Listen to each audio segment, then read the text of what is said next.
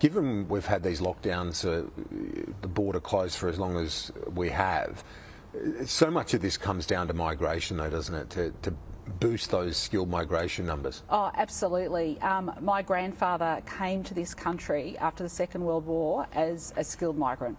I'm the granddaughter of a skilled migrant. People put so much into raising their families here, and then their children continue to contribute to our society. I think it's a good thing, but we need to clear that backlog. I know the Prime Minister's committed to getting those visas approved as quickly as possible, but we also need to support our young people at the moment and tell them there's a range of jobs out there for them, and match the high schools with the training they need for their particular regions. And we're doing that at the moment in areas such as defence, in train manufacturing. I was in Maryborough the other week. You know, and the local high school will be trained so they can get their jobs in all the different industries that are needed to make our trains in Queensland.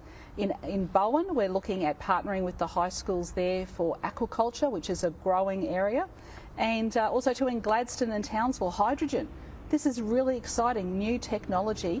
Let's get our schools getting the skills for their young people so they can get jobs in their local communities. And I notice on your lapel the Olympic rings, and it's not that long, only a decade, but I'm wondering, how do the skill shortages affect your massive infrastructure demands in southeast Queensland? Anyone that's been to Brisbane recently will see the Cross River Rail and the various other things that are happening. It's a huge spend. Can you get it done with the lack of workers? Well, at the moment we've got a capital spend of over $40 billion over the next 4 years, and like you said, M1, Bruce Highway, and of course a lot of work is needed in some of our key infrastructure programs. But look, we'll be identifying what are the skills we are needing, but you know, I think...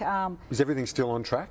Yes, yes, of course. Oh, yeah, we've got 10 years. We have this is the longest runway anyone's ever seen in the lead up to the games. So we're very confident. A lot of planning's happening now, and we'll have a lot of key announcements coming over the next 12 months. And just finally, I know you've got to get back into the summit, but it's been this fascinating parallel between your success at the state level in politics and federally Labor just can't convert.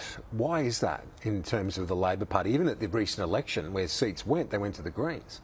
Well, I think what you're going to see, well, you saw the rise of the Teals in Sydney and of course in Melbourne, and I think the Greens sort of captured that market in Queensland. Look, at the end of the day, it's about jobs, and Labor governments deliver on jobs, they deliver on training and education and working collaboratively together. And I think when Queenslanders get to know Anthony Albanese more, they will love him, and hopefully we'll see better results in Queensland at the next federal election. Queensland Premier Annastacia Palaszczuk, appreciate your time. Thank you. Thank you, my pleasure.